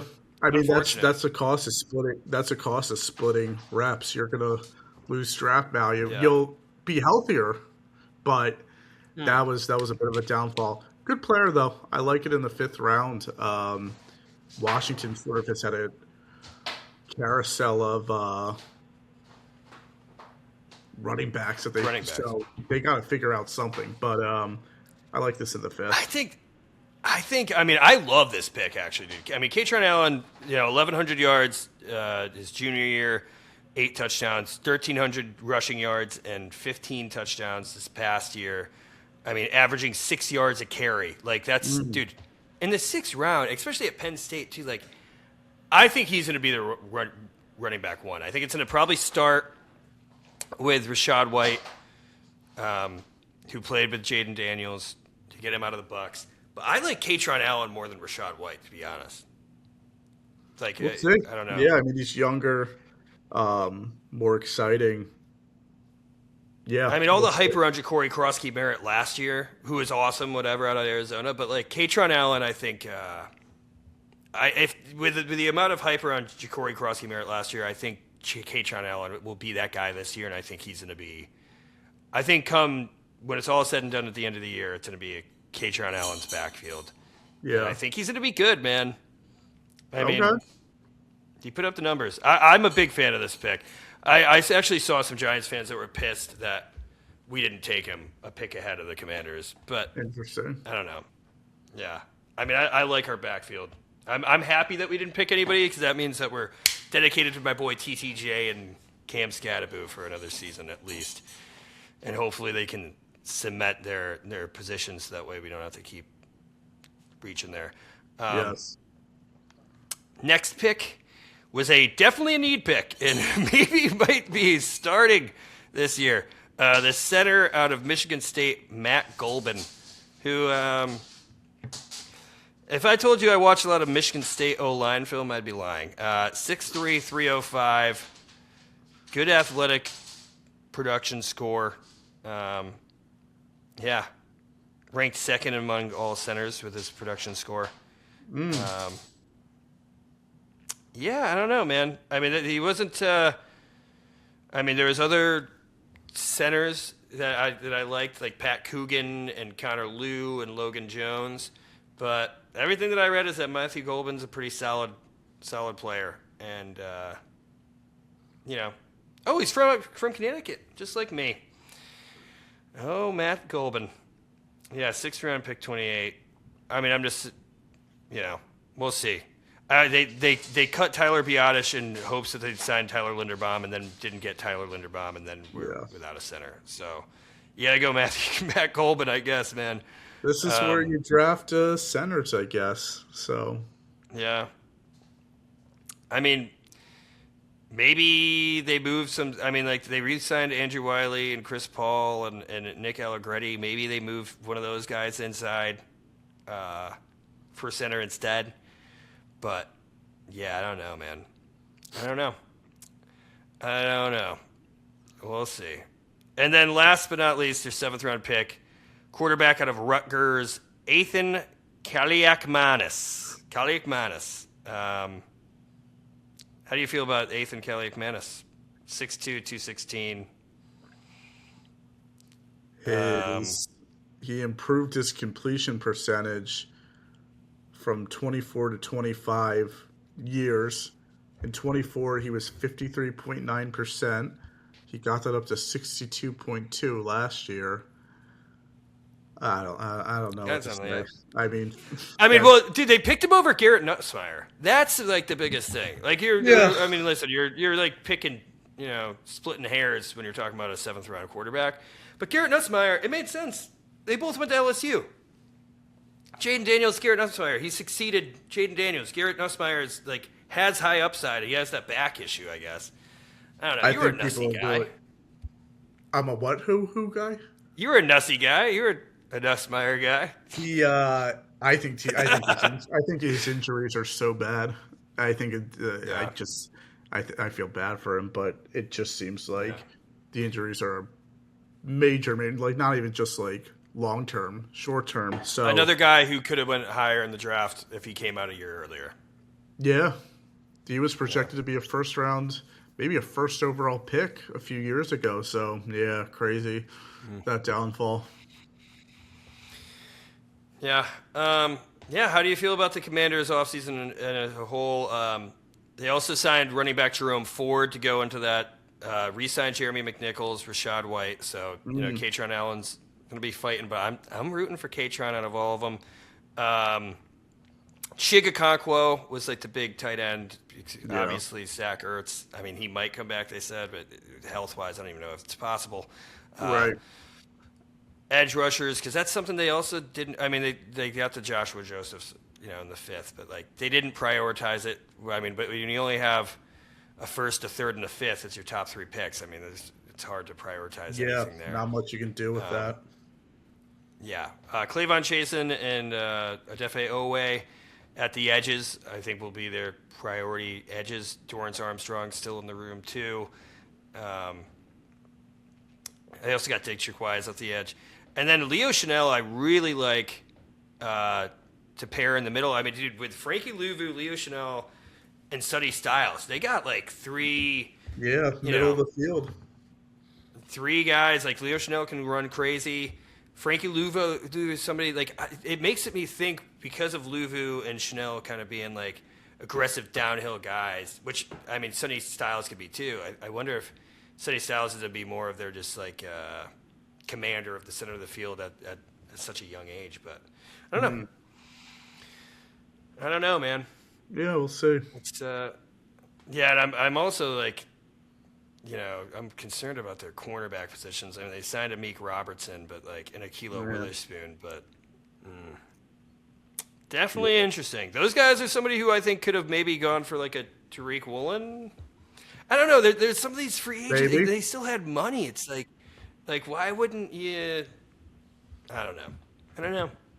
I'm not Adam Peters, but if I'm if I'm assessing the offseason grades, I think the Commanders, and we talked about this, after coming off an NFC Championship loss and they had all that cap space, like we were scared for what they were going to do, and I think they underwhelmed last year in the draft and in free agency, and honestly, they've underwhelmed this year in the draft and free agency.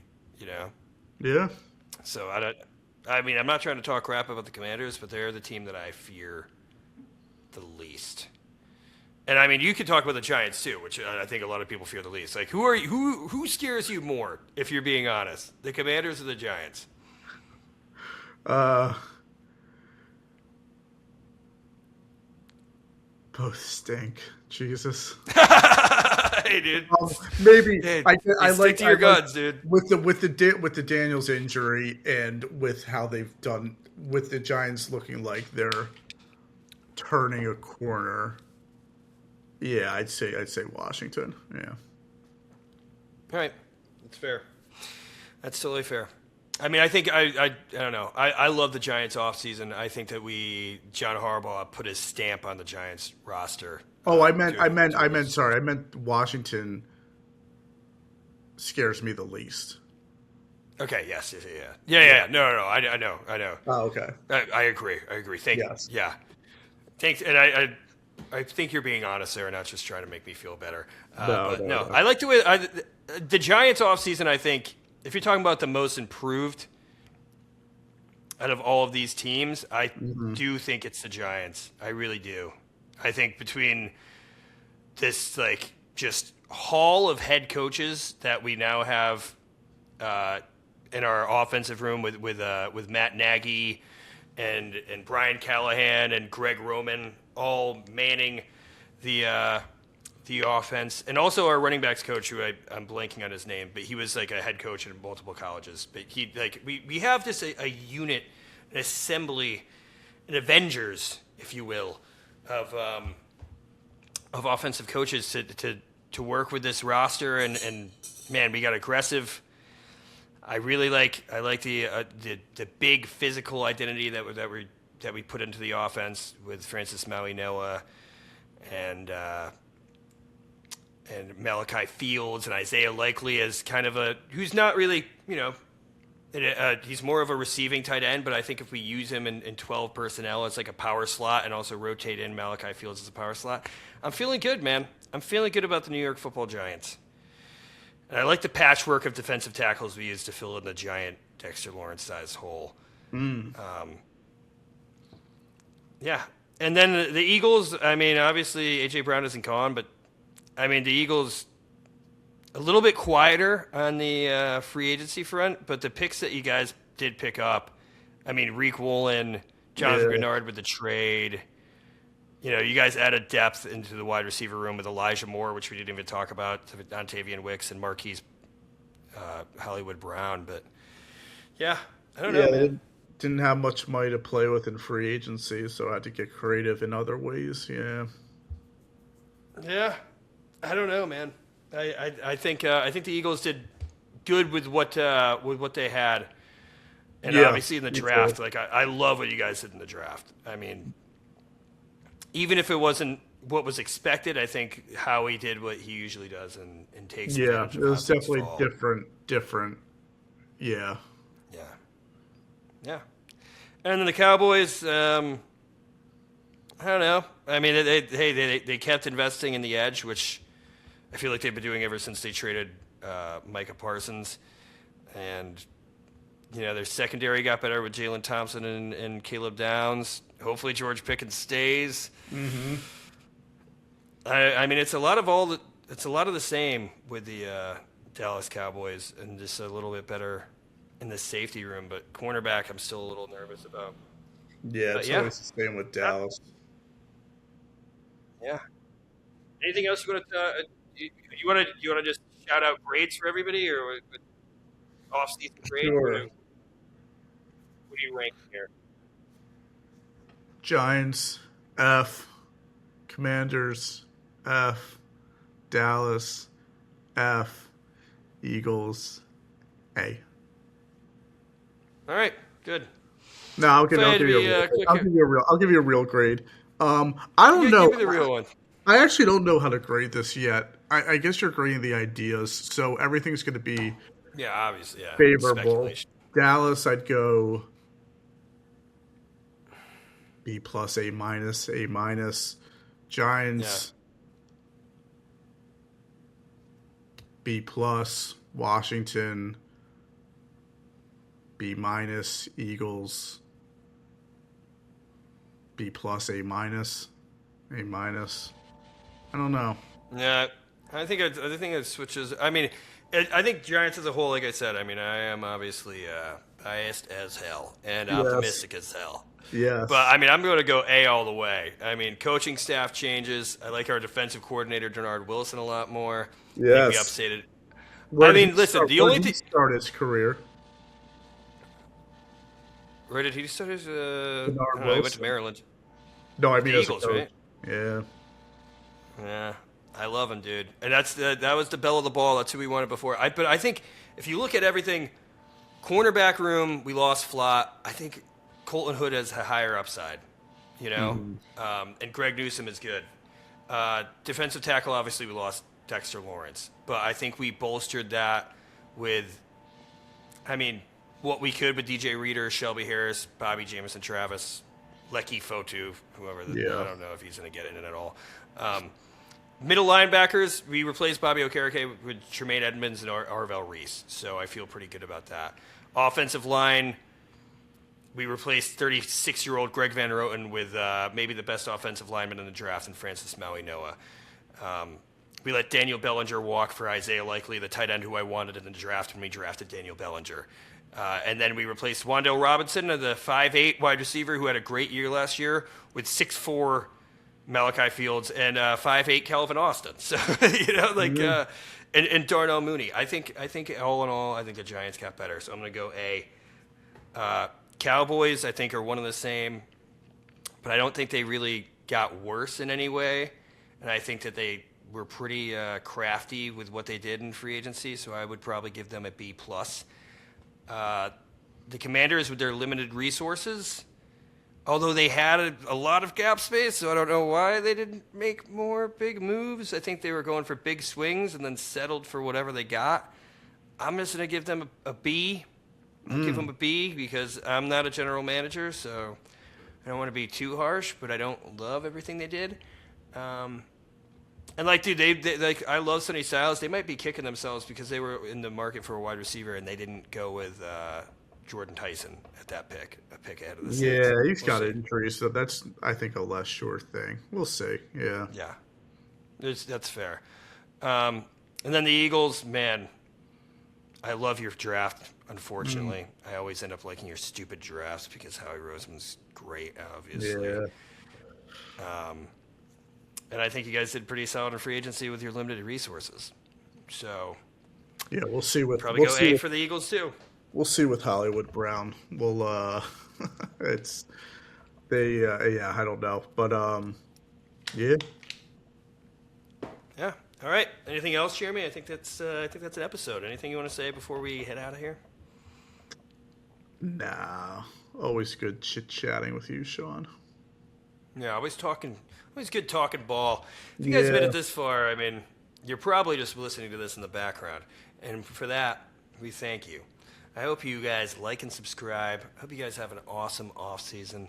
I don't know. It's good talking football with your dudes. And if you enjoyed these two jamokes, go share it to somebody else. Tell them how good you did, how good we did. And hey, go back to those two mock draft episodes too, so that you guys can just make sure how psychic we were in predicting those drafts. Honestly, I really am. Like I said, I think we covered about 80% of the players drafted by the NFC East in those mock drafts. I didn't do all the calculations, but like I was just shocked to see between the UDFAs and the players we actually got right in the later rounds picked where they were with Devin Moore and UR Bernard. And yeah, it's cool.